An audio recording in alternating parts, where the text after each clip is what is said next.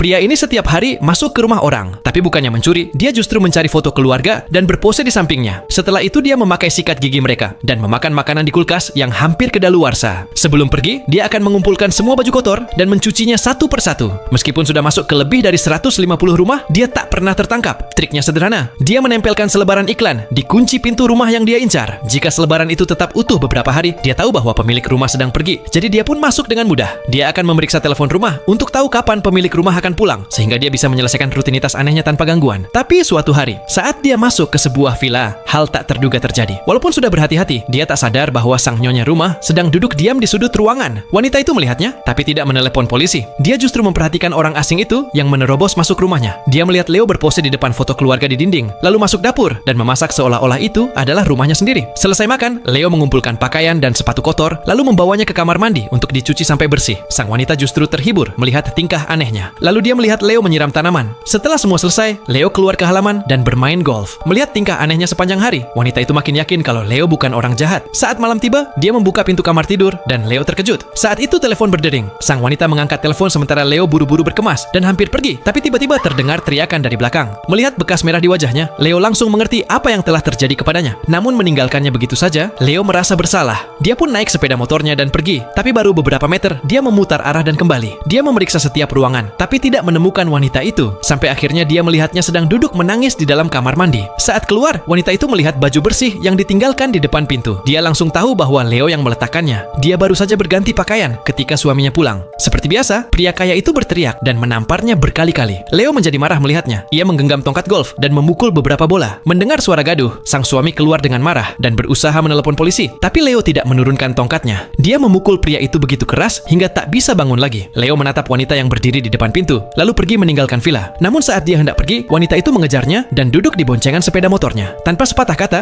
Leo menyalakan motor dan melaju pergi. Setelah itu, wanita itu mulai membantu Leo menempelkan selebaran di pintu-pintu rumah. Saat mereka masuk ke rumah, Leo memperbaiki alat-alat yang rusak, sementara wanita itu mencuci pakaian. Saat Leo mengambil foto kenangan seperti biasa, wanita itu perlahan mendekat dan ikut berfoto. Suatu malam, ketika sepasang suami istri tiba-tiba pulang, mereka merasa ada yang aneh, seperti ada orang yang masuk kamar mereka. Sang suami yang seorang petinju masuk dengan sarung tinju, tapi istrinya menahannya karena melihat tak ada barang yang hilang. Malam itu, Leo dan wanita itu terpaksa tidur di pinggir jalan. Mereka hanya makan mie instan, tapi di wajahnya tetap tersenyum bahagia. Keesokan harinya, mereka mencoba masuk ke rumah lain, tapi kali ini nasib mereka buruk. Di dalam rumah itu, terdapat seorang kakek yang sudah meninggal dunia. Sekarang pertanyaannya, apa yang akan kamu lakukan jika bertemu orang seperti Leo menerobos masuk ke rumahmu?